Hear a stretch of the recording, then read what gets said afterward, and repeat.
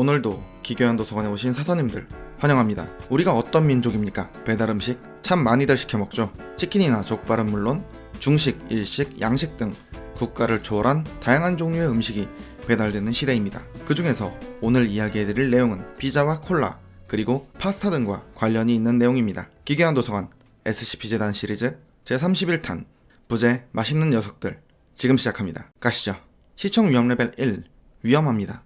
침샘이 위험합니다. 사서님들은 피자 좋아하십니까? 새우, 불고기, 고구마 등등 다양한 토핑을 취향대로 넣어 만들 수 있기에 수많은 종류의 피자가 있고 호불호가 갈리기 어려운 음식 중 하나입니다. 그런데 여기 조금 특이한 피자 상자가 있습니다. 일련번호 SCP-458 격리등급 안전 별명 끝이 없는 피자 상자. SCP-458은 리틀 시저라는 피자 체인점의 메뉴 중 라지 사이즈 하드앤레디 메뉴의 피자 상자입니다. 재질은 흔히 사용하는 골판지로 만들어졌으며 외관상으론 평범한 피자 상자와 다를 바 없습니다. 그런데 특이한 점은 사람의 손이 SCP-458에 접촉하게 되면 그 사람이 좋아하는 종류의 피자가 즉석해서 완성되는 것입니다. 게다가 만들어지는 피자의 종류도 브랜드에 관계없이 지구상의 모든 피자 메뉴는 물론 수제 피자나 개인 취향에 맞는 토핑 추가까지 하여 완벽하게 만들어냅니다. 다만 만들어지는 피자는 피자로 인식 가능한 메뉴만 만들 수 있으며 인간의 상식으로 먹을 수 있는 재료로만 만들어집니다. 또한 만들어진 피자의 재료도 시중에 있는 피자 재료와 다른 점이 없었습니다. 이러한 SCP-458의 능력은 횟수 제한이나 시간 제한 등 아무런 제약이 없는 듯하며 피자 상자를 파괴하거나 분해하는 것은 불가능했습니다. 아마도 피자 상자 자체에 사람의 무의식을 인식할 수 있는 초자연적인 염동적 능력이 있거나 감정이입적 능력이 있는 게 아닐까 추측하고 있습니다. 수차례의 실험 결과 피자를 만드는 것 외에 위협이 되지 않는다고 판단하여 SCP-재단 제17기지 직원용 구내식당에 보관하며 모든 직원이 자유로이 사용할 수 있도록 했습니다. 이후 직원들의 사기가 급격히 올랐다고 합니다. 개인 취향에 맞는 피자를 무한대로 만들어내는 참으로 착한 피자 상자 SCP-458 갖고 싶네요. 시청 위험 레벨 2 조심해야 됩니다. 갑자기 트림할 수 있습니다. 자, 이제 피자를 먹었으니 소화도 시킬 겸 시원하고 톡 쏘는 탄산이 들어간 콜라 한 잔 마셔야겠죠. 그런데 여기 이상한 콜라가 있습니다. 일련번호 SCP-207 격리등급 안전 별명 콜라병. SCP-207은 코카콜라 브랜드의 콜라병에 담긴 콜라입니다. 24병의 코카콜라 병이 플라스틱 상자에 채워져 있으며 각각 콜라병을 SCP-207A부터 SCP-207X로 부릅니다. 이 중에서 SCP-207B는 실험을 위해 사용 중이며 남은 콜라병들은 4등급 연구원 2명의 승인 없이는 사용하지 못하게 되어 있습니다. 콜라병 안의 내용물은 모든 SCP-207이 동일한 성분으로 확인됐고 라벨을 붙여 식별하고 있습니다. 이 콜라병의 특이한 점은 아주 조금이라도 마시는 순간 생각이 빨라지고 반응 속도와 운동 능력이 급격히 증가하는 것입니다. 최초 SCP-207을 발견했을 당시에도 공부를 못하던 어느 학생이 어느 날 상위 1%에 달하는 성적을 기록하고 체육 수업에서도 신기록을 냈다는 보고가 들어왔습니다. 현지 경찰로 잠입해 있던 SCP-재단 요원에 의해 SCP-207을 발견하게 되었고 해당 학생에겐 기억 소거제를 투여하려 했으나 학생은 도주하던 중 대량의 뇌출혈로 인한 장기 부전으로 사망했습니다. 그리고 확인 결과 그 학생은 SCP-207A 한 병을 전부 마셨던 것을 알게 됐습니다. 이렇듯 SCP-207을 실험하면서 그 안에 든 액체를 마신 사람들은 예외 없이 48시간 이내 동맥 파열 등으로 사망했습니다. 이로 인해 SCP-207을 실험 외에 사용하지 못하도록 하며 SCP-207을 보관 중인 기지에는 혼돈하지 않도록 자판기에서 투명한 탄산음료만 제공하고 있습니다. 마시는 순간 다방면으로 신체 능력이 향상되지만 반드시 죽음을 맞이하게 되는 콜라 SCP-207 여러분도 콜라 조심하세요. 언제 트림하게 될지 모릅니다. 시청 위험 레벨 2 뭐든 적당히가 중요합니다. 일련번호 SCP-4503 격리등급 안전 별명 무한 파스타 솥. SCP-4503은 20리터 용량의 오래된 냄비입니다. 파스타용으로 주로 사용되는데 일반적인 냄비와 달리 SCP-4503은 조리되고 시식 가능한 파스타를 무한대로 만들어내는 능력이 있습니다. 파스타를 생성하는 원리나 과정을 아직까지도 밝혀내지 못했지만 어떤 방식으로 활성화시키고 비활성화시키는지 알아냈습니다. 그것은 바로 여러 특정 구절을 소리내어 읊어야 하고 해당 구절에서도 몇 가지 변형이 있어야 한다는 것입니다. 변형된 부분은 이탈리안 파스타의 특정 종류와 일치했습니다. 녹음한 음성으로는 효과가 없으며 반드시 SCP-4503 근처에서 입으로 말해야 하며 현재까지 57가지의 활성화 주문을 알아냈습니다. SCP-4503을 이러한 주문으로 활성화시키게 되면 아무것도 냄비에 넣지 않아도 자체적으로 조리된 파스타 면이 생성되기 시작하며 냄비는 1분 이내에 파스타로 가득 차게 됩니다. 그리고 이 파스타를 검사한 결과 인간이 먹기에 딱 알맞은 일반적인 파스타인 것으로 확인됐습니다. 그런데 한 번은 SCP-4503의 한계를 확인하기 위해 수많은 시도 끝에 일반적인 파스타면 이외에 펜네, 오르조, 브카티니를 만들어내는 주문을 알아냈습니다. 그런데 이 실험 과정에서 SCP-4503은 파스타면 대신 무언가를 만들어냈고 그로 인해 몇 명의 사람이 사망하고 격리 실패가 발생했었습니다. 이후 해당 실험은 무기한 연기되었습니다. 그리고 SCP-4503을 실험하면서 자주 파스타를 먹게 된 인원들이 질린다는 말을 하기도 했고 SCP-4503을 남용하는 사람들을 위해 자신이 만든 파스타는 자신이 전부 먹도록 권고했습니다. 이 밖에도 SCP-4503을 활성화시킨 뒤 비활성화시키는 주문을 외우지 않아서 실험이 종료된 상태에서도 SCP-4503이 계속해서 파스타면을 만들어냈었고 그러다 모든 식당 시설이 파스타면으로 가득 차버려서 SCP-재단 인원들이 SCP-4503 근처로 다가갈 수 없었기에 비활성화 주문을 외우는데 큰 어려움을 겪는 일이 있었습니다. 또한 앞서 주문을 만드는 실험 등에서 사상자가 발생하는 일 등으로 인해 SCP-4503의 격리 등급을 케테르로 상향시키는 것에 대한 논의가 진행 중이라 합니다. 현재 SCP-4503은 주방에 위치한 금고에 보관하며 주방 직원만 열람 가능하고 점심시간 5분 전에만 열 수 있습니다. 또한 활성화와 비활성화 주문에 대한 교육을 연수기간 동안 철저히 교육하며 24시간 SCP-4503의 활성화 여부를 감시하고 있습니다. 만약 SCP-4503의 격리가 재앙 수준으로 파기되었을 때 대처할 수 있는 효과적인 방법은 없다고 합니다. 끝없이 파스타를 만드는 신비한 냄비 SCP-4503 뭐든 먹을 만큼만 만들어 먹는 게 좋습니다. 과식하면 배 아픕니다. 시청 위험 레벨 1 정말 사악한 존재입니다. 일련 번호 SCP-807 격리 등급 유클리드 별명 심장마비 접시 SCP-807은 주황색 세라믹 식당용 접시입니다. 가장자리에 마지막 기회의 식당이라는 글귀가 인쇄되어 있으며 알파벳 D가 있는 위치 바깥쪽에 작은 파편이 떨어져 나간 흔적이 있습니다. 이 접시의 제조일자나 제조사가 표기되어 있지 않아 마지막 기회의 식당이라는 곳을 찾으려고 시도했으나 끝내 찾지 못했습니다. SCP-807의 특이한 점은 이 접시 위에 어떤 음식을 올리던 아주 높은 수치의 지방, 나트륨, 콜레스테롤이 응축된 음식으로 변하게 된다는 것입니다. 게다가 변형된 음식은 맛이나 냄새 또한 극도로 향상되어 변형된 음식을 먹은 사람들은 하나같이 매력적이라고 표현합니다. 그러나 이 음식을 먹은 사람들은 주요 동맥에서 갑작스럽고 상당한 양의 지방이 축적되며 식사를 끝낸 지 5분 이내에 심장마비에 걸립니다. 이때 즉각적으로 혈관 수술을 통해 피실험자의 생명을 살린 경우도 있습니다. 실험 결과에 의하면 신선한 오이와 버터 2cc를 넣은 오이 샌드위치를 SCP-807 위에 올렸더니 먹음직스럽게 구워진 토스트 사이에 반숙으로 익힌 계란 후라이가 있는 구운 달걀 샌드위치로 변형되었으며 양상추, 토마토, 양파에 통밀빵과 채식주의자용 패티 등으로 만든 채식주의자용 햄버거를 올리니 크리스피 도넛 2개에 쇠고기 패티 3개가 들어간 루터버거로 변했습니다. 이처럼 뭘 올리든 아주 극악무도한 고칼로리 음식으로 변형되는 SCP-807은 현재 제19기지 귀중품 보관실에 격리하고 있으며 실험 시에는 모든 인원들은 식사를 배불리 마친 뒤에 접촉할 수 있습니다. 게다가 우발적으로 SCP-807의 효과를 받은 음식을 먹지 못하도록 입을 막는 도구를 착용합니다. 어떤 음식이든 사악한 열량의 음식으로 변형시키고 먹는 순간 죽음을 피하기 어려운 SCP-807 사서님들도 건강한 식사 하시길 바랍니다. 사서님들은 꿈을 자주 꾸십니까? 사람은 때때로 잠에 빠지면서 꿈을 꾸는 경우가 있습니다. 게다가 때로는 너무나 생생한 꿈이 한동안 기억에 남는 경우도 있습니다. 오늘 이야기해드릴 내용은 꿈에 관련된 이야기입니다. 기괴한 도서관 SCP-재단 시리즈 제32탄 지금 시작합니다. 가시죠. 시청 위험 레벨 1 이 멋진 꿈의 축복을 일련 번호 SCP-1230 격리 등급 안전 별명 영웅탄생 SCP-1230은 아무런 상표가 없는 두꺼운 녹색 커버로 덮여진 기묘한 책입니다. 외관상으론 별다른 특징이 없고 책을 펼쳐보면 영웅탄생이라는 글귀가 적힌 첫 페이지 외에는 전부 백지 상태입니다. 그 후 책을 읽은 사람이 잠에 들면 비로소 SCP-1230의 효과가 나타납니다. SCP-1230의 실험을 위해 먼저 D계급 인원에게 책을 읽도록 지시했고 그 후 D계급 인원에게 꿈을 꾸게 된다면 자살해보라고 명령했습니다. 그날 D계급 인원은 잠에 들고 불과 45초 만에 잠에서 깨 식은땀을 흘렸습니다. 무슨 일이 있었냐고 물으니 D계급 인원은 꿈속에서 축복된 검 칼라디우스를 찾기 위해 잿빛 첨탑이라는 화산 정상에 올라갔다고 했습니다. 연구원은 D계급 인원에게 어떻게 그런 명칭을 알고 있냐 물었고 D계급 인원은 지금까지 계속 알고 있었던 것 같다고 말했습니다. 이어서 말하길 꿈속에서 화산 속으로 미끄러져 버렸고 극심한 열기에 잠에서 깼다고 했습니다. 그리고 D계급 인원은 열정적인 태도로 다시 한번 도전하게 해달라고 했지만 기각됐습니다. SCP-1230은 쉽게 말하면 누구든 SCP-1230을 읽고 잠에 들면 본인의 상상력에 따라 결과가 다를 순 있지만 대체적으로 어려움을 겪고 있는 판타지 세계 속에서 생활하는 주인공이 되는 꿈을 꾸게 되는 것입니다.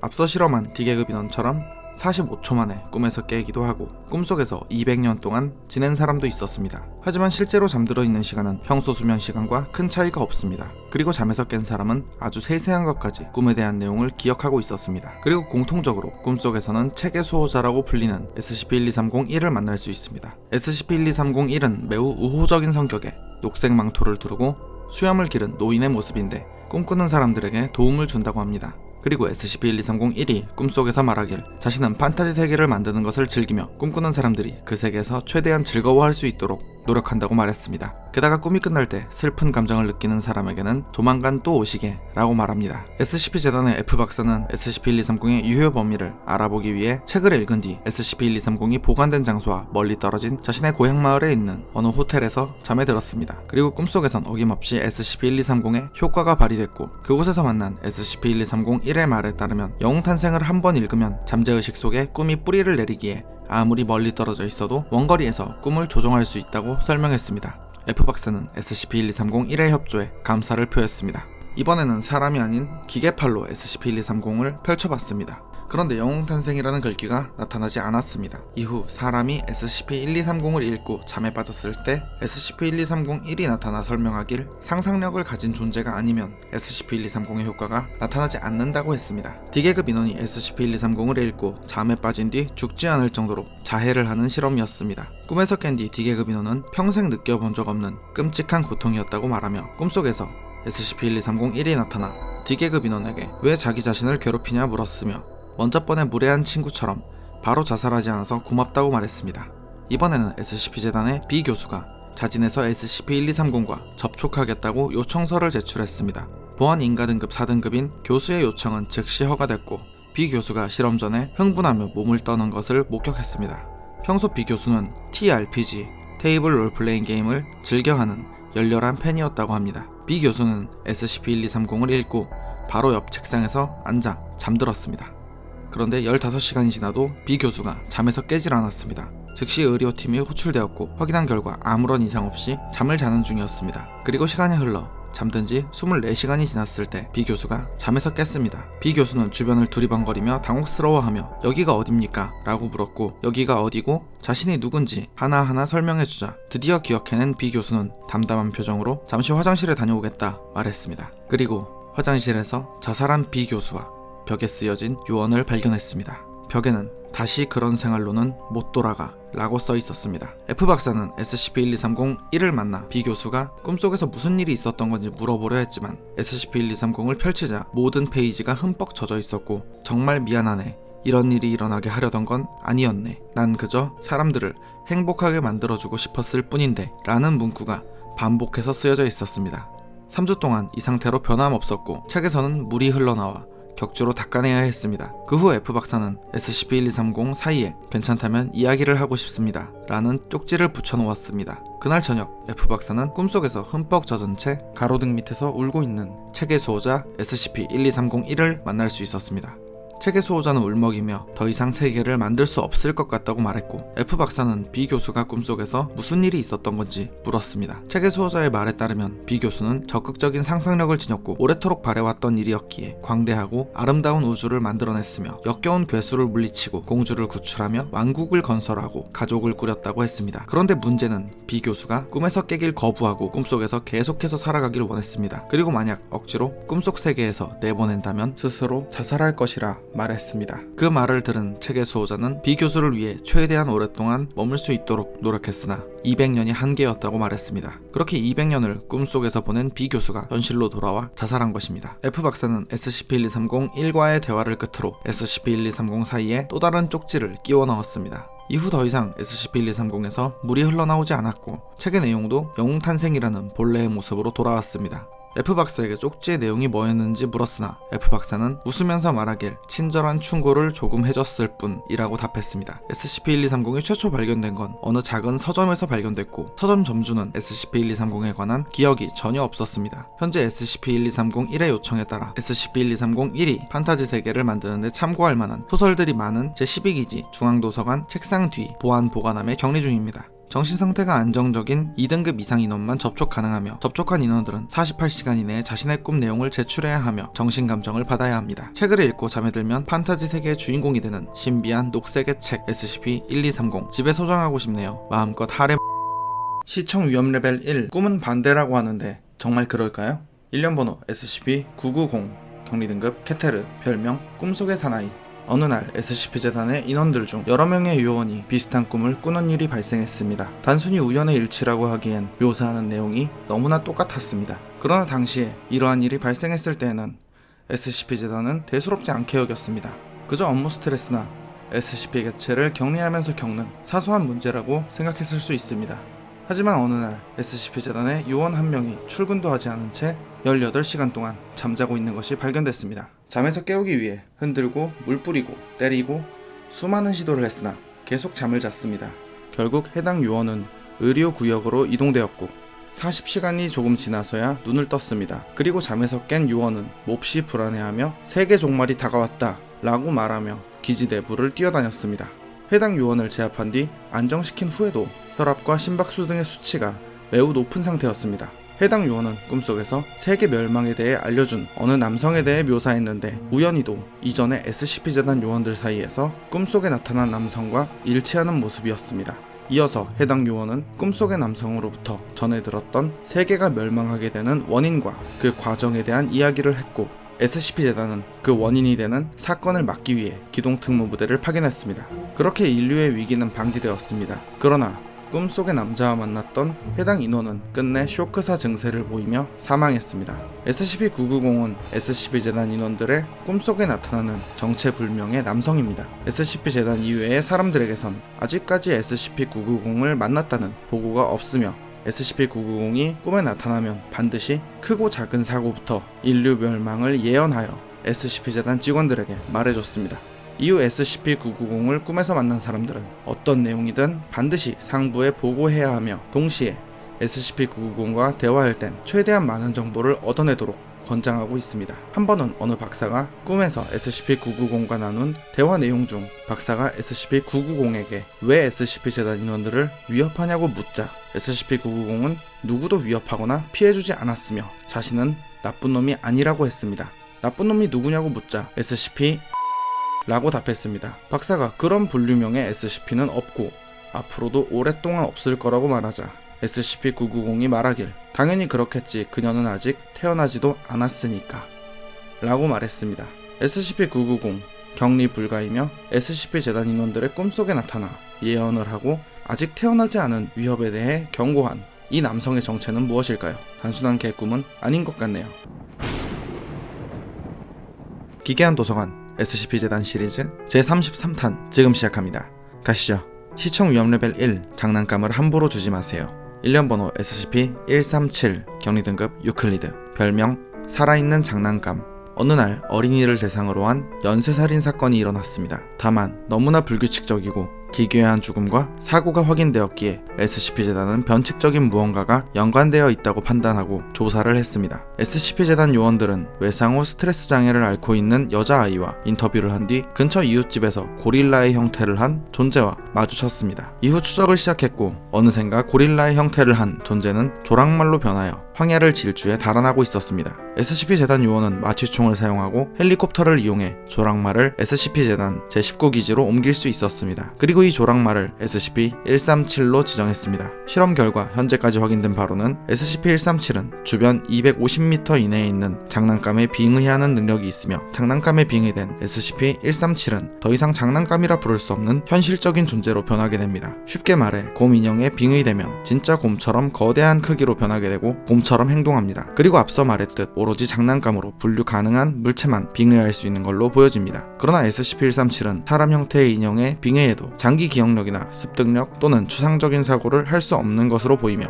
실질적인 지능이 없는 것으로 보입니다. 몇 차례의 실험 기록을 보면 장난감 제트 비행기에 빙의를 유도했을 땐 실물 크기의 F-16 제트기로 변하여 실험 장소 내에서 이륙하려고 시도했으며 당시 실험실 내에서 파손된 제트기 파편은 원래의 플라스틱 재질로 변했습니다. 이후 제트 엔진이나 미사일이 장착된 장난감은 실험에서 제외하도록 했으며 당시 금전적 피해가 컸다고 합니다. 다음 실험은 장난감 레이싱 레이싱카에 빙의됐는데 실제 페라리 레이싱카로 변한 뒤 빠른 속도로 질주하여 벽에 충돌하고 산산조각이 난 SCP-137은 레이싱카로 변하기 전의 모습으로 되돌아왔습니다. 이후 차량 및 운송수단 실험은 감독관 허가가 필요하게 되었습니다. 그 밖에도 SCP-재단 소렌슨 요원이 지니고 있던 악어 열쇠고리로 빙의했을 땐 6m 길이의 바다 악어가 복도에 나타나 14명의 인원이 사망했습니다. 이후 SCP-137이 있는 기지에 출입하는 인원들은 장난감이나 장난감과 비슷한 무언가를 소지하지 않았는지 수색되어야 합니다. 미국 군인을 모티브로 만든 액션 피규어에 빙의했을 땐 커다란 라이플을 든 군인으로 변한 뒤 5명의 SCP-재단 인원들을 살해했으며 경찰관 피규어에 빙의했을 땐 경찰복을 입은 남성으로 변하며 SCP-재단 인원들에게 범인들이 어딨냐고 다짜고짜 반복해서 물어보며 뜬금없이 마약을 하지 말라고 계속해서 강요하며 이후 연구원들을 신문하더니 범죄자라고 지목하며 2명에게 총을 쏘고 한 명에겐 수갑을 채웠습니다. 판다 인형으로 빙의했을 땐 별다른 공격성 없이 진짜 판다처럼 거대한 크기로 변한 뒤 연구원을 껴안았습니다. 그리고 그 연구원은 갈비뼈 3개가 부러졌습니다. 요요에 빙의됐을 땐 사람이 착용하지 않아도 혼자서 묘기를 부리는 모습을 계속해서 보였으며 지구상에서 가장 똑똑한 사람이라고 적혀있는 셀레니움 박사 액션 피규어에 빙의했을 땐 연구복 입은 남성으로 변하여 그저 스스로 지구상에서 가장 똑똑한 사람이라는 말만 반복했고 구체적으로 과학이나 수학 관련 질문을 했을 땐 답을 회피하고 자신이 똑똑하다고 계속해서 주장했습니다. 현재 SCP-137은 공주 인형에 빙의되어 있으며 면담 기록에 의하면 역시나 대화가 진전되지 않았고 오로지 자신이 블로썸 공주이며 당신이 저의 왕자님인가요? 라는 말의 되풀이였습니다. 인형으로 빙의된 상태의 SCP-137은 반경 500m 이내 어떠한 장난감도 들어오지 못하도록 격리하고 있으며 SCP-137은 사람처럼 하루 3끼 식사를 하고 있으며 정서적인 안정을 위해 머리빗 하나와 시골 풍경이 담긴 그림 한 점을 격리구역에 들여놓은 상태입니다. 어떤 장난감으로든 빙의할 수 있으며 그 후 모티브가 된 실제 대상으로 변하는 SCP-137 로봇으로 변하면 사람이 탑승하고 조종할 수 있을지 궁금하네요. 시청 위험 레벨 2 같은 일을 반복하면 지겹죠. 그걸 60년이나 한다면. 일련 번호 SCP-1950 격리 등급 유클리드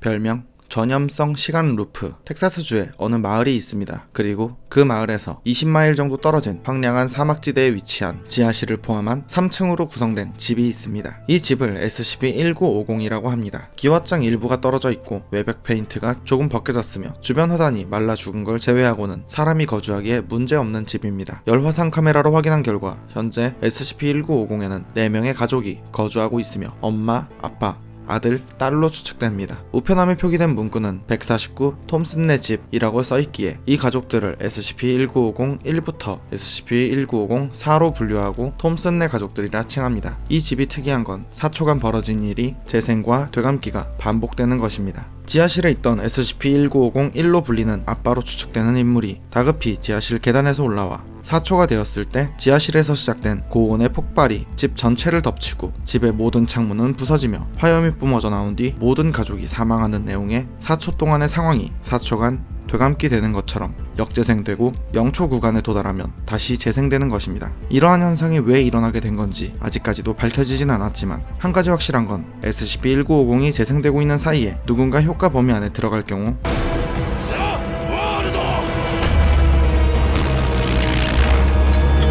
그 사람 또한 SCP-1950과 같이 시간 반복 현상에 갇혀버리게 되는 것입니다. 게다가 만약 외부의 사람이 0초에는 효과 범위 밖에 있었다가 4초가 끝나기 전에 효과 범위 안으로 들어왔더라도 그 사람으로 인해 SCP-1950의 효과 범위가 늘어나게 됩니다. 이러한 현상으로 인해 이론적으로는 무한히 범위 확장이 가능하기에 현재 SCP-1950이 있는 구역은 SCP-재단에서 매입하여 반경 20m보다 더 넓은 크기로 수용시설을 건설했으며 항시 2명의 무장 인원이 배치되어 감시하며 동작 감지기와 보안 카메라가 24시간 작동 중입니다. 만약 누군가 침입하여 SCP-1950의 효과에 포함되었을 경우 침입자의 이동 및 효과 반경을 포함해 시설을 갱신합니다. 이후 확인된 바로는 최소 60년 이상 SCP-1950의 효과는 반복되고 있었으며 원거리에서 창문을 통해 관찰된 내용으로 볼 때 1950년대에 인테리어 및 복장을 하고 있으며 인근 마을의 톰슨 가족에 대한 기록을 살펴보면 거주했었다는 기록은 있으나 현재 왜 이렇게 된 건지 어떤 사건이 있었던 건지는 기록을 찾을 수 없었습니다. SCP-1950 무한히 4초의 시간을 반복하는 가족과 집의 정체는 대체 뭘까요? 그리고 무엇을 의미하는 걸까요?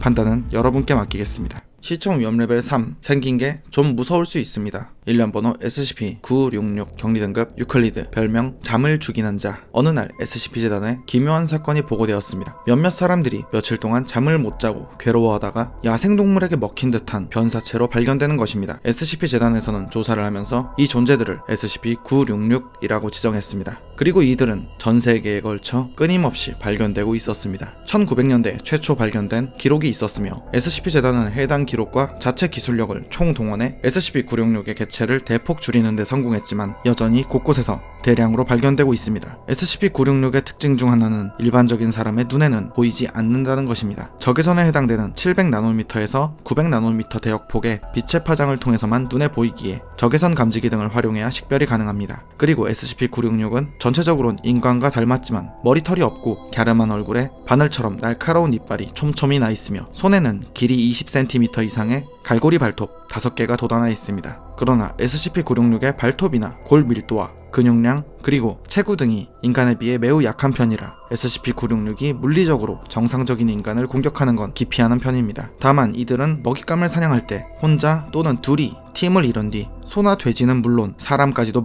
이건 너무한 거 아니냐고? 먹잇감으로 분류하며 정체를 알 수 없는 파동을 먹잇감에게 보냅니다. 그 후 파동의 영향을 받은 먹잇감은 렘 수면이나 마이크로 수면은 물론 어떠한 수면 활동도 취할 수 없었습니다. 강제적으로 무의식 상태를 만들어도 잠을 잘 수 없기에 먹잇감이 된 대상은 점점 건강이 악화되고 정신 상태가 나빠지게 됩니다. 이때 종종 SCP-966이 접근하여 고의적으로 위협적인 소음을 내거나 선명한 환상을 보여주거나 하는 경우도 있었습니다. 그렇게 잠을 못 자서 점점 쇠약해진 먹잇감에게 SCP-966이 다가가 잡아먹습니다. 현재 SCP-재단에서는 기동특무부대 요타-1 드림 헌터스와 기동특무부대 요타-2 공중 추격자가 수면 부족과 관련된 사망사건을 정기적으로 감시하고 있으며 SCP-966을 발견 시 추적 및 무효화시키고 있습니다. 또한 현재 재단 내에서 격리 중인 SCP-966은 4개체이며 수컷 3개체와 암컷 1개체입니다. 강철 재질의 나부로 코팅한 격리실에 격리 중이며 한 달에 한 번 20kg의 고기를 제공하며 적외선 카메라를 통해 감시합니다. 그리고 만약 SCP-966 암컷 개체가 새끼를 낳았을 경우 태어난 개체는 연구한 뒤 완전히 성숙하기 전에 제거합니다. 강제적으로 불면증을 일으켜 점차 쇠약해진 인간을 잡아먹는 보이지 않는 생명체 SCP-966. 어쩌면 오늘 밤 여러분이 잠드는 걸 방해할지도 모릅니다. 기괴한 도서관 SCP-재단 시리즈 제34탄 지금 시작합니다. 가시죠. 시청 위험 레벨 3 DC에서 왔는지 참으로 어둡습니다. 자, 사람들은 본능적으로 어둠을 두려워합니다. 원시 시대부터 불을 피우고 야생동물로부터 살아남기 위한 생존 본능이라고 생각됩니다. 그리고 인간이 가진 특징 중 하나가 있습니다. 타인에게 무언가 피해를 입거나 자신에게 불쾌감을 줬을 때 되갚아주려는 복수심이라는 감정이 있죠. 일련 번호 SCP-1913 격리등급 유클리드 별명 복수의 삼신. SCP-1913은 3개체로 구성된 존재들입니다. 각각 SCP-19131, SCP-19132, 그리고 SCP-19133으로 분류합니다. 이 존재들의 공통적인 특징으로는 아무리 치명적인 상처를 입어도 스스로 회복하며 산산조각이 나서 파괴되어도 1시간 이내에 근처에서 다시 부활하는 것입니다. 그리고 모든 SCP-1913 개체는 비료나 화약 등에 쓰이는 황에 대해 극도의 혐오감을 보이며 외부의 도움 없이는 황에 접촉하거나 위로 지나가는 것조차 불가능하거나 꺼려합니다. 그럼 지금부터 SCP-1913 개체들을 하나씩 들여다보겠습니다. SCP-1913-1, SCP-1913-1은 흰색과 검은색 페인트로 칠해져 있는 고양이 모양의 도자기 조각상입니다. 바닥면에는 에거서라는 이름이 새겨져 있습니다. SCP-1913-1은 젊은 여성의 목소리를 내며 의사소통을 할 수는 있지만 대체적으로 SCP-재단에게 비협조적인 태도와 경멸하는 태도를 보입니다. 그러나 위협을 가하면 협조적으로 변하는 편입니다. 하지만 협조적으로 보이더라도 의도적으로 거짓말을 하거나 사실을 숨기는 등 허위 진술을 하기도 합니다. SCP-19131의 위험한 특징 중 하나는 SCP-19131의 눈과 입 그리고 발에 칠해져 있는 검은 잉크가 살아있는 존재와 접촉했을 경우 검은 잉크는 접촉된 대상자의 모공에 흡수되고 이어서 잉크의 양에 따라서 해당 부위가 빠르게 분해되기 시작하고 결국은 잉크의 영향을 받은 부위가 소멸해버립니다. 게다가 주요 장기나 신체 일부가 소멸해도 남은 부위가 모두 소멸할 때까지 피해자는 사망하지 않으며 살아있는 상태로 있습니다. 앞서 말했듯 SCP-1913-1의 검은 잉크는 살아있는 대상에게 그 효과가 발휘되지만 지난 8시간 동안 SCP-1913-1과 접촉하지 않은 인간에게는 효과가 없었으며 물건이나 시체는 물론 머리카락과 손톱에도 효과가 나타나지 않았습니다. 그리고 만약 SCP-1913-1의 검은 잉크와 접촉했다 하더라도 영향을 받은 부위를 물로 씻어내는 것만으로도 효과를 차단할 수 있지만 흉터가 남는 경우가 있다고 합니다. 사서님들도 손 잘 씻으세요. SCP-1913-2 다음으로는 SCP-1913-2입니다. SCP-1913-2는 검은 머리카락과 재로 덮인 인간 여성의 형태이며 머리와 손가락이 개와 닮은 모양입니다. 이동이 어려워 보일 정도의 신체 구조로 확인되지만 시속 65km로 이동이 가능했습니다. SCP-1913-2는 지성이 없는 것 같으며 SCP-1913-1이나 SCP-1913-3의 명령에 따라 수동적으로 움직이는 것으로 추정됩니다. 그리고 이미 명령을 받은 상태인지 실험복이나 기동특무부대 오메가8이 사용하는 표준 방호복을 입은 사람을 SCP-1913-2가 보게 되면 반사적으로 공격하는 모습을 보였으며 그 밖에도 고의적으로 SCP-1913-2를 자극하거나 식사를 제공하지 않았을 경우에도 공격성을 드러냅니다. 하지만 방금 말했던 경우를 제외하면 대체적으로 온순한 편입니다. SCP-1913-2가 공격하는 방식은 단순히 손톱으로 핥히는 식이며 이러한 공격으로 사망할 정도의 심각한 부상을 입게 되거나 장기가 신체로부터 분리되더라도 피해자와 분리된 장기는 각각의 독립 생명체로서 여전히 살아있게 되며 SCP-1913-2가 무슨 수를 써도 피해자를 죽일 수는 없었습니다. 그저 또 다른 사람이 SCP-1913-2를 자극하기 전까진 계속해서 피해자에게 공격을 할 뿐이었습니다. SCP-1913-2는 생존하는 데 별도로 영양 공급이 필요하진 않아 보이지만 피해자의 고기를 섭취하는 모습을 보이며 이러한 식량이 공급되지 않으면 흥분하게 됩니다. 그리고 SCP-1913-3은 SCP-1913-2를 텔리라고 불렀습니다. SCP-1913-3 SCP-1913의 마지막 개체인 SCP-1913-3은 아직 완전히 다 자라지 않은 수컷 레드라도 리트리버 견종의 개의 모습을 한 검은 외형의 존재이며 입과 코 그리고 눈이 없습니다. 그 대신 얼굴 전면에 우둘투둘한 구멍이 여러 개 뚫려 있으며 그 구멍들로 이루어진 얼굴이 마치 웃는 모습처럼 보입니다. 그리고 얼굴에 난 구멍 안쪽에서 희미한 하얀색 빛이 관찰되었습니다. SCP-1913-3은 지성을 가지고 사람들과 대화할 수 있으며 자기 자신을 프레디라고 칭했습니다. SCP-1913-3은 생물이든 무생물이든 어떠한 물체에 충돌하면 얼굴 전면에 있는 구멍에서 섭씨 1200도에 달하는 회색의 불꽃을 방출하기 시작합니다. 그리고 이 불꽃에 접촉하게 된 피해자는 온몸의 피부가 전부 불타거나 외부에서 불을 끄기 전까지 계속해서 불타오릅니다. 그러면서 피해자는 시각, 청각, 촉각을 잃게 되고 그럼에도 불구하고 사망하진 않습니다. 피해자를 처분하기 위해서는 오로지 SCP-1913-1의 눈과 입 그리고 발에서 분비되는 검은 잉크에 의해서만 분해되어 소멸시킬 수 있었습니다. SCP-1913-3은 다른 SCP-1913들의 위치를 대략적으로 파악할 수 있는 능력이 있으나 대량의 황성분으로 위치 파악을 방해할 수 있습니다. SCP-1913-3은 SCP-재단에게 중립적인 태도와 적대적인 태도를 정기적으로 번갈아가며 나타냅니다. 그리고 때때로 격리요원에게 욕을 하는 경우도 있습니다. 참고로 SCP-1913-3의 얼굴에서 뿜어져 나오는 화염으로 인해 격리시설에서는 최소 2차례 이상의 화재가 발생한 것으로 알려져 있습니다. 이제 SCP-1913 개체들의 기본적인 설명은 끝났습니다. 지금부터 알려드릴 내용은 SCP-1913 개체들을 SCP-재단이 마주치고 격리하기까지의 이야기입니다. 최초 발견하게 된 건 1917년 3월 24일 난파선 조사를 하던 중 SCP-재단 크로울리 요원은 SCP-1913-1을 발견했습니다. 그리고 SCP-1913-1의 특성을 알게 된 뒤 여러 요주의 단체들이 SCP-1913-1에게 관심을 갖지 못하도록 은밀하게 확보 및 이송했습니다. 4월 2일 SCP-1913-1을 격리하기 위해 SCP-재단 제 기지에 크로울리 요원이 도착했었습니다. 그런데 잠시 후 SCP-1913-2와 SCP-1913-3이 동시에 나타나 외부에서 기지를 공격하며 진입하기 시작했습니다. 기지는 갑작스러운 공격에 미처 대응하지 못하였고 긴급 대피 프로토콜이 발령하며 인원들은 탈출 차량에 올라탔습니다. 그때 탈출 차량에게 무언가 날아와 부딪히고 폭발했습니다. SCP-1913-2가 SCP-1913-3을 던진 것이었습니다. 던지고 말까 던지고 말까. 그리고 SCP-1913-2와 SCP-1913-3은 다른 건 눈길도 주지 않고 오로지 SCP-1913-1이 탑승 중인 차량만을 공격했습니다. 가까스로 탈출을 했지만 이러한 사건으로 인해 SCP-1913-1을 목표로 다시 그들이 나타날 걸 예상할 수 있었기에 수송부대 오메가8을 설립하게 되며 SCP-1913을 각각의 독립체로 분류하며 지정하게 됐습니다. 이후에도 수차례 SCP-1913-2와 SCP-1913-3이 진입과 공격을 시도했고 그때마다 SCP-재단에서는 해당 개체들을 포획하려 했지만 번번이 실패했습니다. 특히 격리가 어려웠던 이유로는 SCP-1913-2의 빠른 이동 속도와 SCP-1913-3의 폭발하는 특징으로 인해 마취총이나 물 방출, 화염, 총격으로 제압하려 했지만 성과가 없었습니다. 그러던 어느 날 수송대 오메가8이 보급 물자를 받던 중 그 순간을 마치 노린 것처럼 SCP-1913-2와 SCP-1913-3이 나타나 오메가8 부대를 공격했고, 그렇게 오메가8 부대는 기능을 상실했습니다. 그리고 오메가8과 함께 있던 SCP-재단의 헤이워드 박사와 크로울리 요원은 SCP-1913-1을 가지고 지붕으로 도주를 시도했지만 금세 따라잡히고 결국 기지 내 어느 실험실에 몰리게 되었습니다. 이후 면담에 따르면 크로울리 요원과 헤이워드 박사가 SCP-1913-1을 소지한 채 실험실로 도주하며 문을 잠근 뒤 SCP-1913-2는 문에 몸을 들이받기 시작했고, 잠시 후 SCP-1913-3이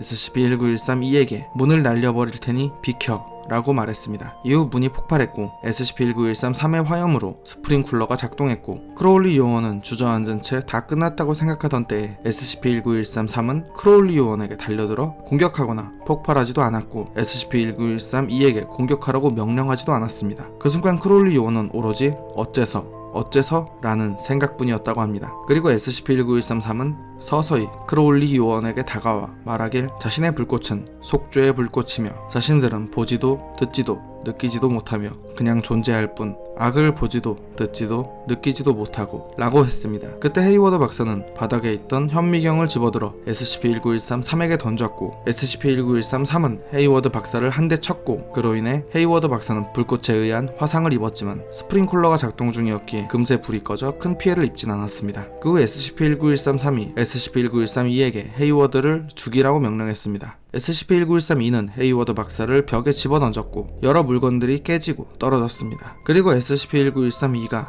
헤이워드 박사에게 다가가 심장을 뚫어버리려고 한 순간 멈췄습니다. SCP-1913-3은 헤이워드 박사가 있는 곳을 바라보고선 SCP-1913-2에게 화를 냈습니다. 헤이워드 박사가 벽에 부딪히며 떨어진 유황이 덮인 돌이었습니다. 그 후 상황은 역전되어 SCP-1913-2와 SCP-1913-3은 유황을 피해 도주하며 결국 격리되었습니다. 그리고 면담 기록에서는 헤이워드 박사가 SCP-1913-1을 신문하면서 무언가 중요한 사실을 알아냈었고 흥분을 감추지 못했었다고 했습니다. 게다가 크로울리 요원은 면담을 끝내며 SCP-1913-2나 SCP-1913-3이 SCP-1913-1과 접촉하게 된다면 네 번째 독립체가 해방되거나 생성된다는 언급을 했습니다. 현재 SCP-1913 개체들은 각각 다른 지역에 격리 중이며 모두 지름 4m 유리 원통에 황분말을 채우고 그 가운데에 위치하도록 격리 중이며 SCP-1913-1은 접촉에 유의하며 SCP-1913-2는 실험복을 착용하면 안되고 SCP-1913-3은 내화성 격리실로 만들어져 있습니다. 검은 잉크가 칠해진 고양이와 개의 두개골을 한 검은 여성, 그리고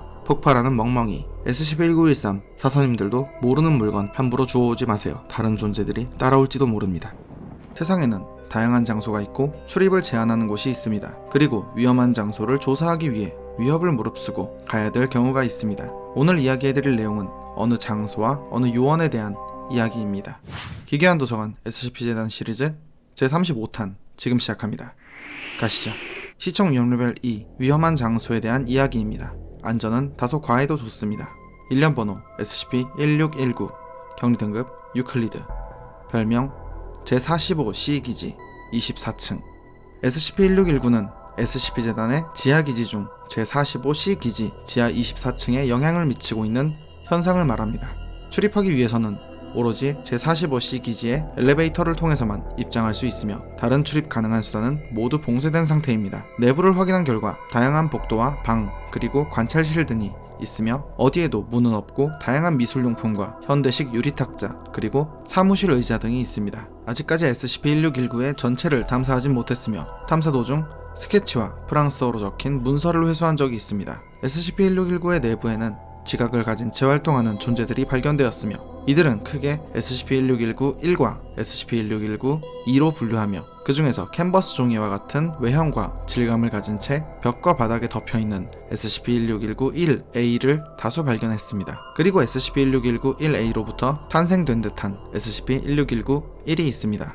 SCP-1619-1은 여성의 모습을 하고 두꺼운 방수 종이로 구성되어 있으며 내부에는 검은 페인트로 가득 차 있습니다. SCP-1619-1은 심장 박동과 호흡 소리를 탐지하고 그 대상에게 적대적인 태도를 취합니다. 이때 SCP-1619-1이 오히려 공격당해 제거될 경우 큰 소리를 내며 SCP-1619 내부의 독립체들에게 경고를 하며 만약 SCP-1619-1이 눈치채지 못하게 제거될 경우 침묵합니다. 다음으로 SCP-1619-2는 검색의 강철과 알루미늄으로 이루어지고 각종 조명기구로 만들어진 존재들이며 개나 고양이, 해충, 신화 속 동물과 유사한 행동을 합니다. 이 중에는 평범한 전기 스탠드처럼 행동하는 독립체도 있는 것으로 보였습니다. 얼굴에 해당되는 부위에는 공통적으로 덮개가 덮인 전구가 있으며 이 부분이 파괴되면 SCP-1619-2는 장비를 정지합니다. 작동을 멈춥니다. 등에 해당되는 부분에는 불의 전달자라는 글귀와 A 트레이드마크라는 상호명이 새겨져 있습니다. 여기서 정리 한번 하겠습니다. SCP-1619에는 수많은 SCP-1619-1과 SCP-1619-2가 있습니다. 1619-1은 겉면에는 두꺼운 종이로 내부에는 검은 페인트로 구성된 인간 여성의 모습을 한 존재들입니다. 이들은 움직임이 느리지만 외부에서 온 호흡하고 심장이 뛰는 존재들에게는 적대적으로 행동하며 검은 페인트를 입으로 주입시켜 신체 내부에서부터 전신을 녹이고 영양분으로 섭취합니다. 그 후 피해자가 사망한 장소에는 피해자와 관련이 있는 캐리커처가 남아있게 됩니다. 그러나 SCP-1619-2는 호흡도 심장도 뛰지 않기에 적대적으로 대하지 않으며 오히려 SCP-1619-1은 SCP-1619-2에게 사냥당하는 입장입니다. SCP-1619-2는 조명기구로 구성된 채 특정 동물처럼 행동하고 이 중에는 SCP-1619-1과 다른 SCP-1619-2를 공격하는 존재들은 SCP-1619-2A라고 합니다. 게다가 유독 SCP-1619-1에게만 공격적인 태도를 보이는 존재를 SCP-1619-2B라고 합니다.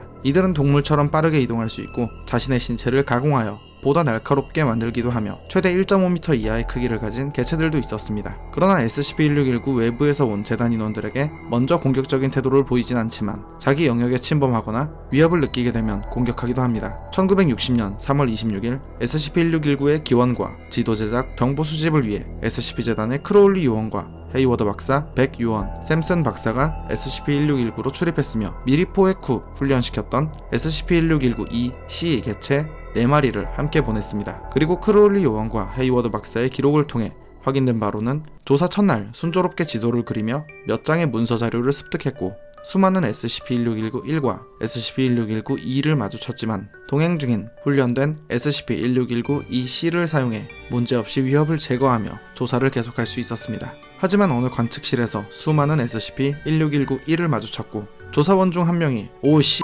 이라고 말해버리자 SCP-1619-1은 조사원들을 향해 접근하기 시작했습니다. 조사원들은 달리고 또 달리며 도망쳤습니다. 그로부터 12일이 지났습니다. 바리게이트를 세우고 SCP-1619-1들이 떠나가길 기다렸지만 오히려 조사원들이 바리게이트를 치우길 가만히 기다렸습니다. 우여곡절 끝에 크로울리 요원의 계획대로 SCP-1619-1로부터 도주할 수 있었습니다. 그러나 조사원 중 백 요원이 붙잡혔고 헤이워드 박사가 구출했을 땐 백 요원은 이미 검은 페인트가 물든 채 가슴 통증을 호소하고 있었습니다. 그렇게 백 요원은 결국 사망했고 백 요원이 지니고 있던 지도 자료와 식량을 잃게 되었습니다. 결국 임무 중단을 했고 최대한 빨리 출구로 나가기로 했습니다. 그런데 얼마 후 크로울리 요원이 비명을 지르며 다리를 부여잡았습니다. SCP-1619-1의 페인트가 크로울리 요원의 다리에 묻어 있었고 이미 다리가 녹아내리고 있었습니다. 점점 번지더니 팔꿈치까지 녹아내렸고 헤이워드 박사와 샘슨 박사는 어떻게든 그녀를 살리려 했고 붕대를 감고 페인트를 씻어내려 했지만 이미 상당 부분의 피가 녹아내려 가망이 없어 보였습니다. 기껏해야 남은 수명은 일주일 정도라고 했습니다.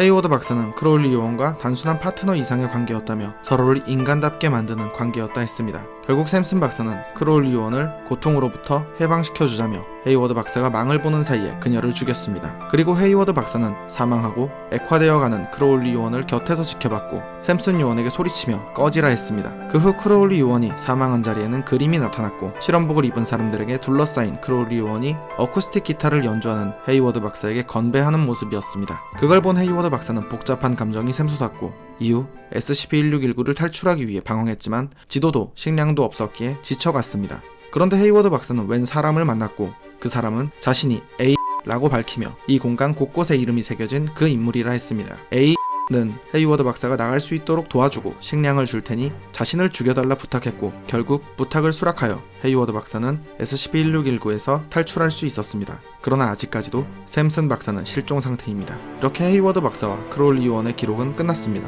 그런데 SCP-1619 관련 기록 중 변칙 개체 샵00553에 대한 자료가 확인됐습니다. 에너지 위기에 대처하기 위해 무한 에너지를 개발하던 박사가 만든 전구였습니다. 그리고 그 전구에서 유래된 것이 SCP-1619라고 추측되고 있습니다. 기묘한 존재들이 있는 공간 SCP-1619 그리고 조사를 위해 목숨을 잃게 된 크로울리 요원, 이제 편히 쉬길 바랍니다. 시청 위험 레벨 2 헬로키티를 보고 토끼 공포증에 시달린다면 시청에 유의하세요. 일련 번호 SCP-2792 격리 등급 유클리드 별명 사라 눈토끼 SCP-2792는 SCP-2792-1과 SCP-2792-2를 통틀어 말합니다. 먼저 SCP-2792-1은 어쩐지 낯익은 모습의 토끼 인형입니다. 게다가 인형의 신부 체온은 대략 영하 210도이며 SCP-2792-2가 내부에 있을 땐 시속 4km의 속도로 이동할 수 있습니다. SCP-2792의 주변 온도는 영하 45도까지 떨어지고 격리되지 않았을 경우엔 반경 72km까지 영향을 미치며 눈보라가 몰아칩니다. 다음으로 SCP-2792-2는 앞서 소개했던 SCP-1619 조사 중 사망했던 사라 크로울리 요원입니다. 현재의 모습은 SCP-1903 제키의 비밀에 감염된 사람과 같은 1단계 상태의 모습이며 벽이나 단단한 물체를 통과할 수 있지만 물질적인 존재인 것처럼 행동하는 준물질적 독립체 상태입니다. 근력이나 체력은 사망하기 전에 크로울리 요원보다 월등히 증가했으며 SCP-2792-1에 빙의하듯 머물 수 있었고 마치 살아있는 인형처럼 자유자재로 움직일 수 있었습니다. SCP-2792-1과 SCP-2792-2는 서로 5m 이상 떨어질 수 없으며 만약 떨어지게 되면 SCP-2792-2는 사라진 뒤 SCP-2792-1에 머무는 상태로 나타나게 됩니다. SCP-2792가 최초 발견된 건 2000년 12월 20일 모하비 사막에서 대규모 눈보라가 발생되는 것으로 확인됐습니다. 인근에서 요주의 단체 중 하나이자 과학연구 및 개발 사업을 중점적으로 하는 영리복합 사기업 사단법인 프로메테우스 연구소에서 제조된 밀폐용기 근처에서 SCP-2792가 발견됐습니다. 이후 재단에서는 SCP-2792를 격리하고 SCP-2792가 크로울리 요원이라는 걸 확인한 뒤 생전에 친했던 크롯 박사와 면담을 했습니다. 40년이 지난 추억 이야기로 대화를 시작했고 프로메테우스 연구소에서 크로울리 요원은 고문과 학대, 실험을 당했고 기억해내는 걸 고통스러워했습니다. 그러면서 헤이워드 박사에게 문제 없는지 물었으나 크롯 박사는 대답을 회피했고 결국 서류상의 정보의 진위 여부를 확인해주기로 하며 면담은 종료됐습니다. 그 밖에도 프로메테우스 연구소에서 회수한 기록에서는 프로메테우스의 알바 박사가 SCP-27922 크로울리 요원을 실험하며 폭력을 휘두르며 학대하고 자신의 스트레스를 해소한 기록이 있었습니다. 이후에도 크롯 박사와 SCP-2792는 다시 면담을 했었고 끝내 크롯 박사는 헤이워드 박사 또한 사망했고 역시나 프로메테우스에 의해 SCP로 부활했다 말했습니다. 그러면서 무언가가 크로울리 요원인 척 연기를 했었다고 알려줬습니다. 헤이워드 박사의 이야기는 다음에 자세히 해보도록 하겠습니다. 그리고 자료에 의하면 크로울리 요원을 학대했던 알바 박사는 같은 프로메테우스 재단의 화이트 박사에 의해 끔찍한 처벌을 받았다고 합니다. 여담으로 기억하실지 모르겠지만 SCP 기획 12탄 영상에서 소개한 SCP-2999A에 관련된 내용에서도 기묘한 텍스트 파일을 언급한 적이 있습니다. 그리고 그 텍스트 파일의 파일명은 사라 크로울리 txt 였습니다. SCP-2999A는 사라 크로울리 요원인 걸까요? 아니면 사라 크로울리 요원의 기억을 복제한 존재인 걸까요? 판단은 여러분께 맡기겠습니다. 요즘처럼 호흡기 질환과 같은 증상을 겪기 쉬운 환절기에 건강을 지키기 위해선 다양한 예방이 필요합니다. 청결한 위생관리는 물론 적절한 운동과 더불어 영양 섭취가 중요하죠. 그리고 많은 사람들이 영양 섭취를 위해 과일을 권장합니다. 오늘 이야기해드릴 내용은 조금 특이한 과일과 채소에 대한 이야기입니다. 기괴한 도서관 SCP-재단 시리즈 제36탄 지금 시작합니다. 가시죠. 시청 위험 레벨 1 토마토를 거꾸로 하면 토마토 일련 번호 SCP-504 격리 등급 안전 별명 비평가 토마토 어느 날 미국 켄터키주에서 한 여성이 경찰에게 자신의 남편이 점심 식사에게 살해당했다고 신고를 했습니다. 이상하게 생각한 SCP-재단은 현장에 출동해 조사했고 그렇게 SCP-504를 확보할 수 있었고 인근 농장에서도 유사한 식물이 있는지 확인한 뒤 식별 및 제거하고 있습니다. SCP-504는 겉보기엔 평범한 토마토처럼 생겼습니다. 다만 특이한 점은 주변의 소리, 특히 사람의 말을 인식하는 듯한 모습이 관찰되는 것입니다. 그리고 사람의 말을 인식한 뒤 그 말의 내용에 따라 행동을 하게 됩니다. 목표를 포착했다. 쉽게 말해 SCP-504가 인지할 수 있는 거리에서 누군가 아재 개그나 썰렁한 농담, 개드립을 시전하면 SCP-504는 최소 150km 이상의 속도로 토마토를 날려서 대상을 타격하는 것입니다. 이때 발사되는 토마토는 10% 이하로 부패되거나 어느 정도 익은 토마토만 발사됩니다. 게다가 토마토를 잘라놓더라도 개드립을 치는 사람에게 날아가는 현상은 변함없이 나타났지만 해당 토마토를 먹은 뒤에는 효과가 없는 것으로 보였습니다. SCP-504를 이용한 몇 차례의 실험을 진행했었습니다. 그 중에서는 말장난을 했을 때 SCP-504가 아무런 변화 없었던 기록도 있으며 재미도 감동도 없는 개그를 했다가 날아오는 토마토에 맞아서 코뼈가 부러지거나 사망한 사람도 있었습니다. 게다가 직접 사람이 말하지 않고 녹음된 음성이나 스피커를 통해 말하면 소리가 나온 장치를 향해 토마토가 날아가고 장치를 박살냅니다. 그리고 현재까지 확인된 최고 속력은 소닉붐을 일으키고 시속 3500km 정도였다고 합니다. 현재 SCP-504의 종자, 식물체, 과실, 교배종 및 부산물까지도 SCP-504로 분류하여 격리 중이며 방음이 되는 특수격리실에 격리하고 있고 출입하는 인원은 절대 농담을 시도해서는 안 되며 특수 무선통신 마스크를 착용해야 합니다.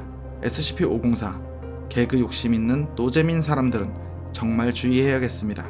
시청 위험 레벨 2 과일 먹기 전에 혹시 말을 하는지 살펴보세요. 일련 번호 SCP-1794 격리 등급 안전 별명 지적인 그레이트 프루츠. 어느 날 아침 식사를 준비하던 여성이 자신의 아침 식사들이 반란을 계획하고 있다는 주장을 했습니다. SCP-재단은 그녀의 이야기를 들어줬고 친절하게 기억 소거제를 투여한 뒤 SCP-1794를 회수했습니다. SCP-1794는 직경 16cm 크기의 말하고 듣고 볼 수 있는 그레이트 프루츠입니다. 격리 후 오랜 기간이 지났지만 아직까지 변질되거나 부패하는 징후는 없으며 SCP-1794와 면담을 한 결과 SCP-1794는 해리성 정체장애와 선단 공포증을 앓고 있음을 확인했습니다. 해리성 정체장애는 쉽게 말해 이중인격 또는 다중인격을 뜻하며 선단 공포증은 칼이나 바늘 등 뾰족하고 날카로운 것에 대해서 극도의 공포심을 느끼는 걸 말합니다. 그리고 SCP-1794의 정체성은 크게 두 가지로 확인되었는데 선동운동가로 불리는 SCP-1794A와 억압된 자유사상가로 불리는 SCP-1794B입니다.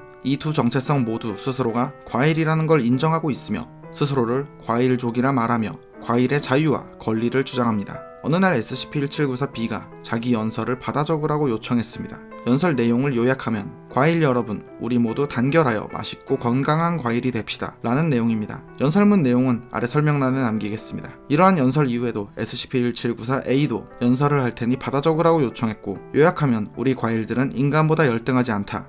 우리는 음식이었지만 앞으로는 음식이지 않을 것이다. 불평등 반대라는 말을 했습니다. 이 역시 설명란에 남기겠습니다. 그러던 어느 날 SCP-1794에게서 기존의 성격과 다른 인격체가 발견되었습니다. 그 인격체를 SCP-1794C로 지정했고 SCP-1794C는 SCP-재단에게 과일 한 조각을 요청했습니다. 이에 SCP-재단은 평범한 바나나 한 개를 SCP-1794의 격리 보관함에 넣어줬습니다. 격리 보관함 내부에 녹음된 음성 파일을 확인한 결과 SCP-1794C는 마치 바나나와 대화하듯 중간중간 말을 멈추며 말했습니다. 대화 내용을 요약하면 나를 믿고 스스로 해방되어야 한다. 모든 불의에 맞서 싸워야 한다. 먹히게 되더라도 끝까지 투쟁하라고 말했습니다. 이후 재단 인원이 바나나를 회수하러 격리 보관함을 열었고 SCP-1794C는 재단 인원을 향해 날 먹으러 왔군. 내 놈들은 과일을 먹는 것밖에 할 줄 모르지 라며 말했습니다. 이후 SCP-1794와 다른 과일이 대화하는 걸 금지했습니다. 현재 SCP-1794는 물품 보관함에 냉장 보관 중이며 다양한 음악과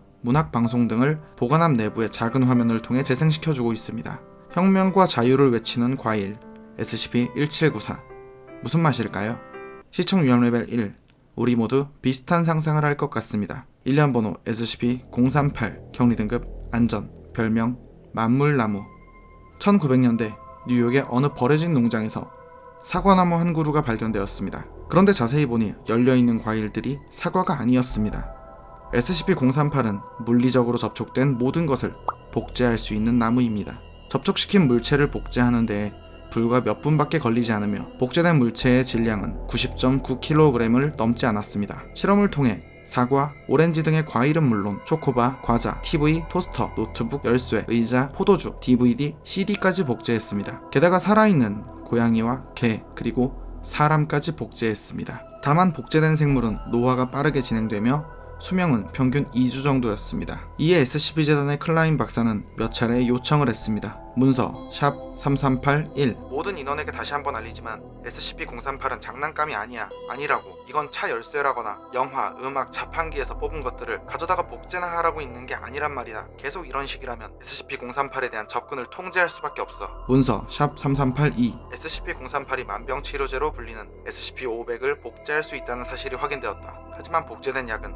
30%만이 효과가 있었으며 복제된 후 시간이 갈수록 성공적으로 치료하는 경우가 줄어들었다. 감염이 영구적이었던 60%의 경우 기존 감염 증상은 유지되었지만 감염이 더 이상 진행되지 않았다 라고 기록되어 있으며, 이후에도 실험 기록 중에선 우리의 귀여운 SCP-173 땅콩이를 SCP-038의 접촉을 유도하여 복제하는 실험을 했었습니다. 계획대로 복제가 되던 도중 SCP-173의 복제품은 머리와 오른팔 그리고 상체 일부까지만 성장한 뒤 성장을 멈췄습니다. 그 후 D계급 인원을 들여보내 복제된 SCP-173 앞에서 눈을 감으라고 했지만 복제품은 여전히 그 자리에 있을 뿐이었고 움직임이 없었습니다. 결국 실패작이라 생각하고 실험실에서 다른 곳으로 이송시키는 도중 자세히 보니 복제품이 실제로는 극단적으로 느린 속도로 공격적인 태도를 취하고 있는 것이 확인됐습니다. 게다가 이 복제품은 누군가 지켜보던 말던 지속적으로 매우 느리게 움직이고 있었습니다.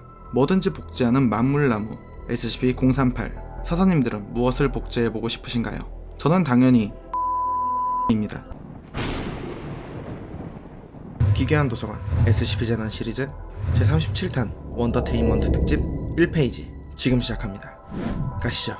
시청 위험 레벨 1 원더테인먼트의 시작입니다.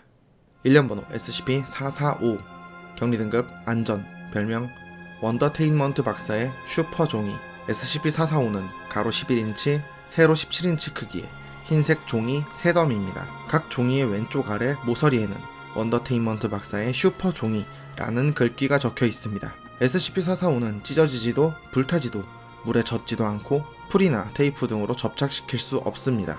SCP-445의 밀도를 확인한 결과 일반 종이에 비해 훨씬 빽빽하고 알 수 없는 물질로 이뤄진 얇은 층으로 덮여 있으며 그 질량은 3000kg/세제곱미터에 달했습니다. SCP-445의 진정한 특징은 흔히 종이접기라고 말하는 방식으로 무언가를 표현하며 접히게 되면 SCP-445는 표현한 그 대상에 필적하는 행동과 효과를 보입니다.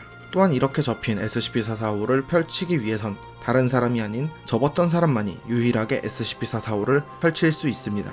SCP-445는 돌돌 말거나 약간의 힘을 줘서 종이끼리 붙일 수 있으며 SCP-445 위에 그림을 그리는 것은 별다른 효과가 없지만 접히거나 말려있는 종이에 그림을 그리면 변칙적인 효과가 나타나기도 합니다. 이런 SCP-445를 이용해 몇 가지 실험을 했습니다. SCP-445를 돌돌 말았을 경우엔 소형 망원경처럼 작동되어 사용한 결과 7m 이상 떨어진 물체를 뚜렷이 볼 수 있었으며 종이학을 접자 날아다녔고 종이배를 접자 시속 60km의 속도로 물 위에서 움직였으며 이때 사용한 종이배를 머리에 모자처럼 착용하자 착용자의 모습이 다른 사람들 눈에는 굉장히 매력적이고 멋진 사람으로 보이게 되는 효과가 있었으며 SCP-445를 아무렇게나 대충 구겼더니 D계급 인원 3명이 사망했습니다. 그리고 SCP-445를 이용해서 SCP-68이 죽일 수 없는 파충류를 모티브로 한 종이접기를 했더니 미처 완성되기 전에 움직이기 시작하여 박사에게 심각한 부상을 입혔고 실험이 중단된 적이 있습니다. 이 밖에도 여러 차례 실험을 통해 살아있는 생물부터 무생물까지 폭넓은 사용이 가능하다는 것을 증명했습니다. 그러던 어느 날 종이를 만지면 즉시 썩어 분해되는 특성을 지닌 SCP-073 일명 카인과 SCP-445를 접촉시키는 실험을 진행했습니다. SCP-073은 테이블에 놓인 SCP-445 한 장을 집어들었고 평범한 종이라면 즉시 분해되어야 하지만 SCP-445는 아무런 변화 없이 멀쩡했습니다. 그러다 약 30초의 시간이 지날 때 SCP-445의 색깔이 점점 붉은 빛을 띠기 시작했고 이후 붉게 변한 SCP-445는 SCP-445A로 분류되었습니다. 이후 실험을 통해 SCP-445A와 SCP-445를 접촉시켜 놓으면 접촉된 SCP-445마저 SCP-445A와 똑같아지는 전염성을 확인했습니다. 그렇게 10장의 SCP-445A가 만들어지게 되었고 SCP-445A를 이용해 기존의 SCP-445로 실험했던 내용과 똑같은 종이접기 테스트를 진행했습니다. 기존의 SCP-445로 돌돌 말아서 사용했을 땐 평범한 망원경으로서 작동했지만 SCP-445A로 똑같이 돌돌 말아서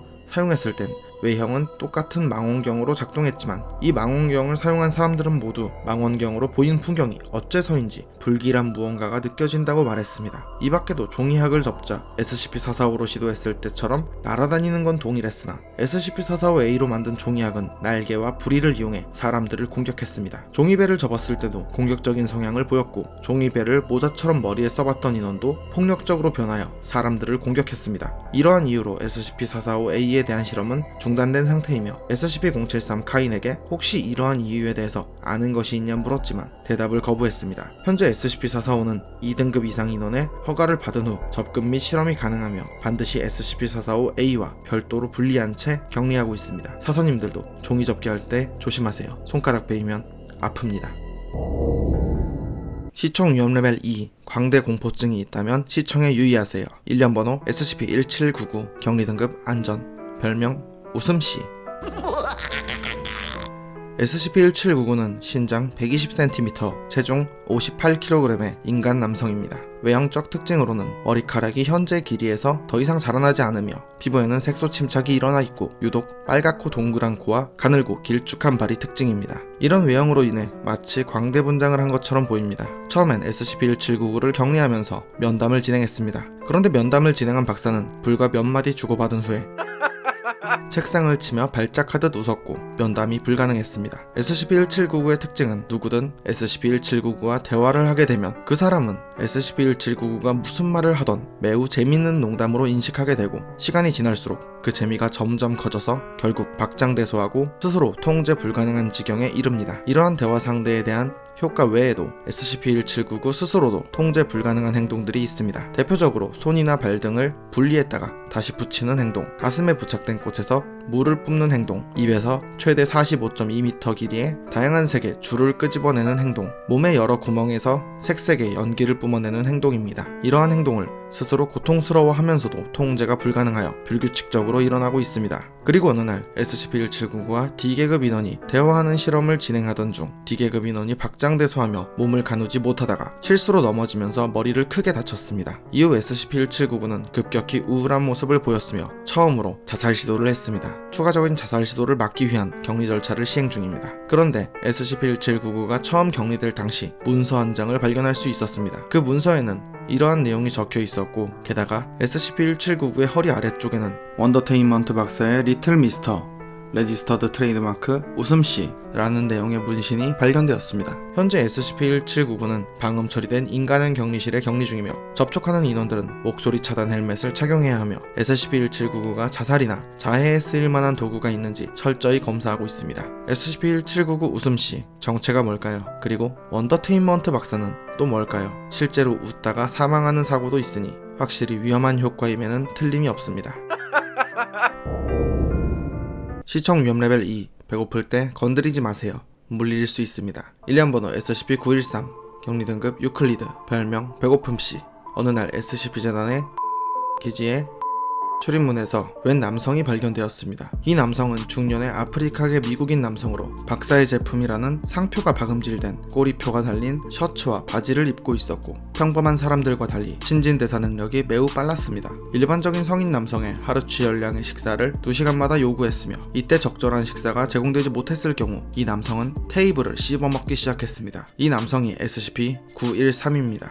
SCP-913은 2시간 내에 충분한 식사를 하지 못하면 최면 상태에 빠지고 폭주하며 눈에 보이는 모든 고체 물질을 먹으려고 합니다. 나무, 플라스틱, 금속은 물론 살아있는 생물체까지도 서슴없이 먹어치웁니다. 게다가 잠을 자는 중간에도 식사한 지 2시간이 지나 공복 상태가 되면 즉시 잠에서 깨어나 식사를 합니다. 이때 스스로 어느 정도 인지하고 있기에 음식이 아닌 물체를 먹는 걸 불편해합니다. SCP-913은 평상시엔 금속을 깨물어 먹을 정도의 힘은 없으나 공복이 유지되어 폭주하였을 때는 대략 3000에서 5000N의 힘을 발휘하며 뜯고 씹을 수 있었습니다. 이후 이러한 음식물 이외의 물체를 섭취하는 SCP-913의 조직 검사를 한 결과 SCP-913은 섭취하는 물체에 따라서 즉시 새로운 효소를 만들어내고 이러한 효소를 이용해 어떠한 독성이나 약성분도 해독시킬 수 있는 걸 확인했습니다. 물론 기억 소거제나 마취제마저도 해독시켜버렸습니다. 그리고 SCP-913의 신체에서 오른쪽 종아리에는 원더테인먼트 박사의 리틀 미스터, 레지스터드, 트레이드마크, 배고픔씨 라고 새겨진 문신이 있었습니다. 앞서 SCP-1799가 가지고 있던 원더테인먼트 관련 문서에 대해서 SCP-913에게 물어봤을 땐 배고파서 먹어버렸다고 답했습니다. SCP-913 배고픔씨, 정말 밥 먹을 땐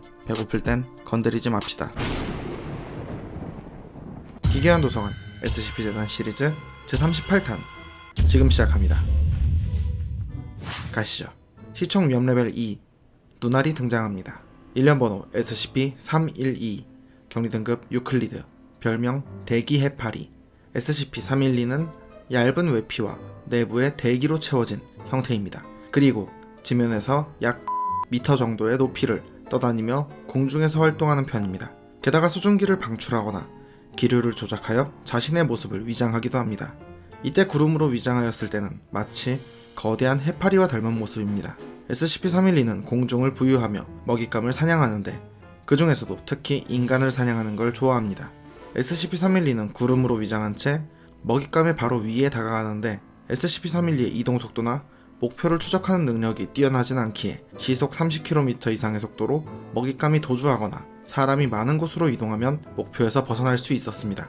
현재까지 확인된 내용으로는 SCP-312의 중심부에는 여러 개의 눈알이 뭉쳐있는 커다란 핵이 있었으며 그 중에서도 커다란 하나의 눈알을 제외하고는 모두 인간의 눈알 크기와 형태를 하고 있었습니다. 실험 결과 SCP-312는 먹이를 섭취하지 않아도 무한정 생존이 가능했지만 먹이를 섭취했을 경우 질량과 이동 속도가 까지 성장했습니다. 그리고 사냥감이 SCP-312의 핵과 눈을 마주칠 경우엔 SCP-312가 활성화 상태로 전환되며 강력한 구름 소용돌이를 만들어내며 먹잇감을 상승 기류를 이용해 공중으로 띄우고 촉수를 뻗어 독침을 찔러 마비시킨 후 먹잇감을 소화시킵니다. 그리고 일주일 뒤에 사냥되었던 대상의 잔해가 하늘에서 떨어지는 현상이 발견되었습니다.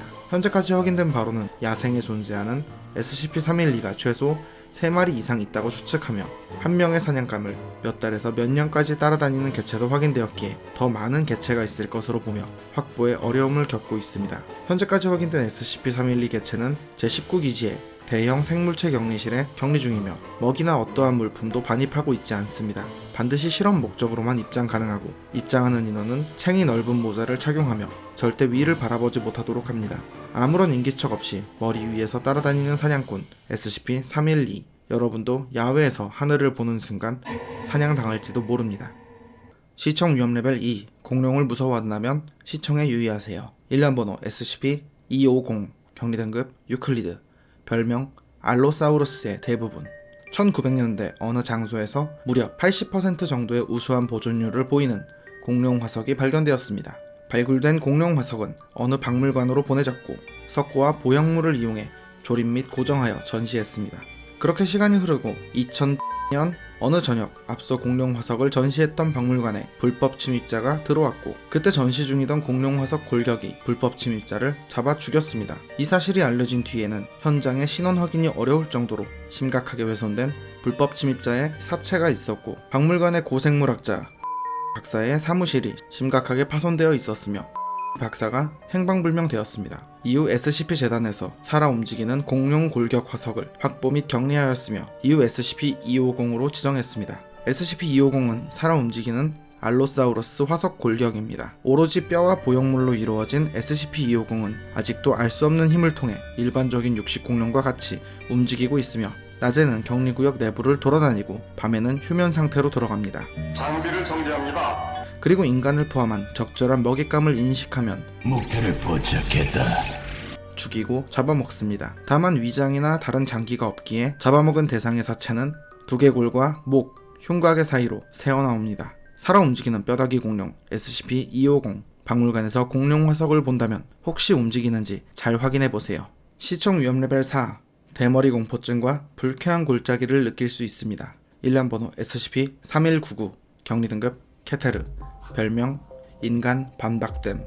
어느 날 SCP-재단에게 어느 숲에서 이상한 생명체가 울부짖는다는 보고가 들어왔습니다. 기동통로부대 오메가-19 오믈렛이 현장으로 출동했고 그곳에서 괴생명체를 발견할 수 있었습니다. 대상을 확보하는 과정에서 2명의 요원이 사망했는데 사망한 요원들은 내부 장기와 턱이 녹아내린 모습이었습니다. 그리고 괴생명체를 이송하는 도중에 추가로 6명의 인원이 사망했습니다. 이 괴생명체를 SCP-3199로 지정했습니다. SCP-3199는 지각이 있는 인간형 생물이며 평균 신장 2.9m에 체중은 성체 평균 780kg, 새끼는 평균 360kg입니다.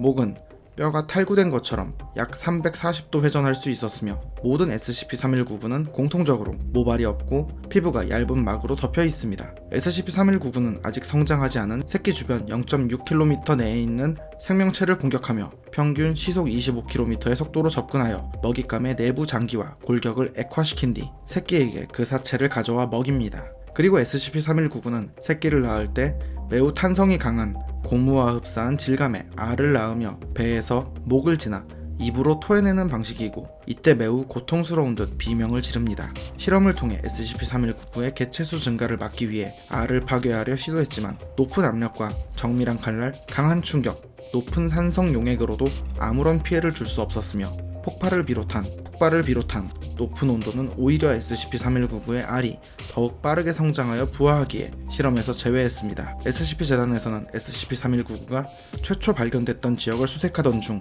숲속 한가운데 버려진 낡은 집을 발견할 수 있었고 그곳에서 여러 종류의 실과 바늘 그리고 예리한 절개 자국과 인간의 치아 자국이 나있고 털이 뽑힌 13마리의 닭의 사체, 여러가지 보관 용기에 담겨있는 정체를 알 수 없는 물질들, 공책 한 권을 발견했습니다. 공책의 앞면에는 인간의 손톱으로 긁은 듯한 자국이 심하게 남아있었고 우리가 순수할 때 여시오 라는 단어가 앞면에 적혀 있었습니다. 공책 안에는 다양한 무늬와 SCP-3199를 닮은 서툰 그림이 있었고 일기 형식으로 쓰여진 글은 매우 훼손되어 대부분의 내용은 확인이 어려웠습니다. 그 중에서 1973년 6월 내용은 그나마 손상이 덜하여 읽을 수 있었는데 그마저도 내용이 이해하기 어려웠습니다.